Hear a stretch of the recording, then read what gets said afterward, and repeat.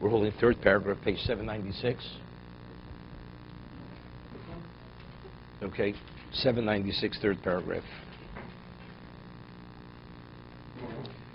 We're speaking, you have a representation of people which are a very small minority, which they remove themselves from the material of the world, and they are the models, the role models, or as the Rambam says, they are the spiritual healers. As the Rambam says, you have choli nefesh and you have choli aguf. You have physical ailments and you have spiritual ailments. A person can be spiritually sick. As the Rambam says, a person who cannot tolerate a person doing a mitzvah, cannot tolerate it. You know, in Hukosai, the different levels of intolerance. The person himself doesn't do the mitzvah. He cannot tolerate another person doing a mitzvah. It bothers him. Cannot tolerate it. Then even the one who disseminates the Torah, he cannot tolerate him, and eventually he rejects God. It goes from bad to worse. If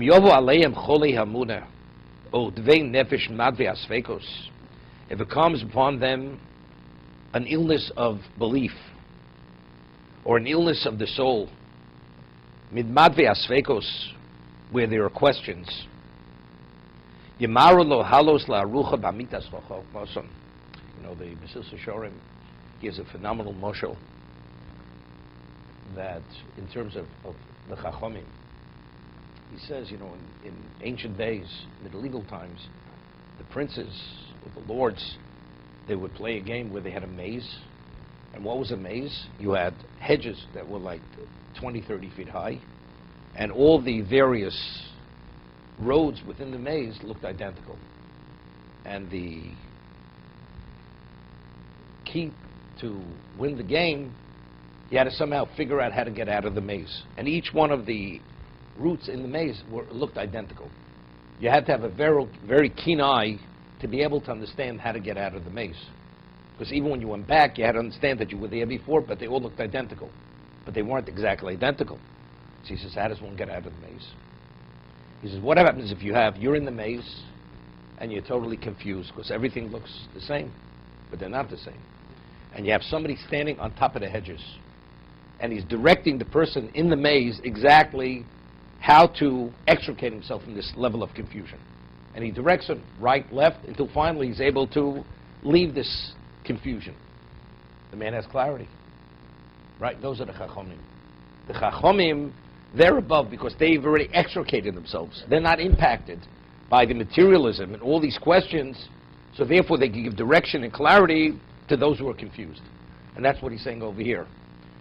These people, because they remove themselves from material, they don't have the conflicts of interest. So if one is affected regarding his belief, or he has other questions, they're able to immediately present a level of clarity and healing in all these areas to give that person the ability to recover. Person flees from the service of Hashem. They will bring him back and allow him to be secure. Or almost bechatov.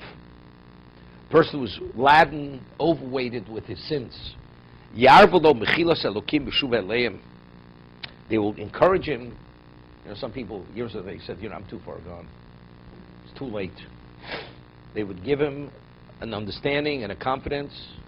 Hashem will take you back. Hashem will forgive you. And when a person understands that it's not too late, you're always able to come back, it gives them the encouragement to make amends and to make corrections to be able to come back. People, they forget about God. Yaskiru, they will remind him. O tzaddik,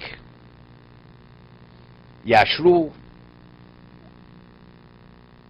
a tzaddik, they will give him encouragement. Ohev, elokim, yavu. You know, people, even the person's committed Jew, sometimes you have a difficult time. The person needs encouragement. You know, you get beaten and beaten and beaten. How many times can you be beaten? The person needs encouragement.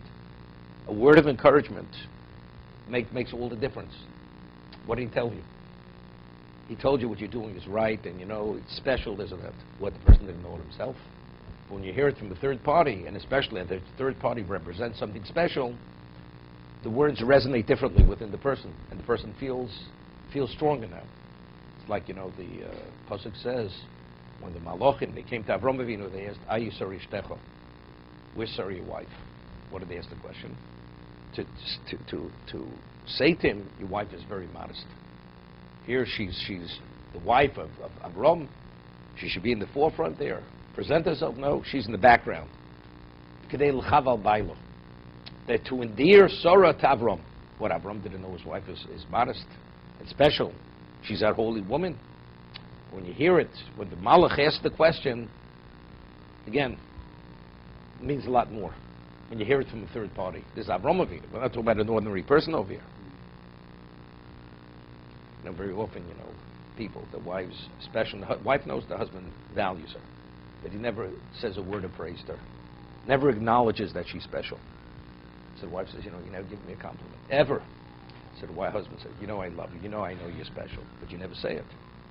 There's a big difference. Even though the wife knows the husband believes that and feels it, doesn't make a difference. It's a whole different level. Over here he's saying they will encourage the tzaddik.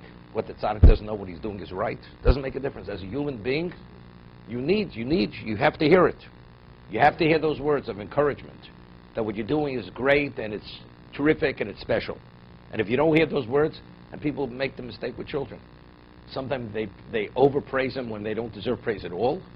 But when they do deserve praise, you definitely have to praise your child. Even if there's something slight, you have to be praised, to be encouraged to do more of the same.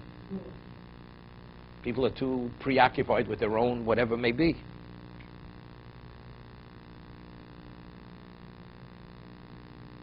To be continued.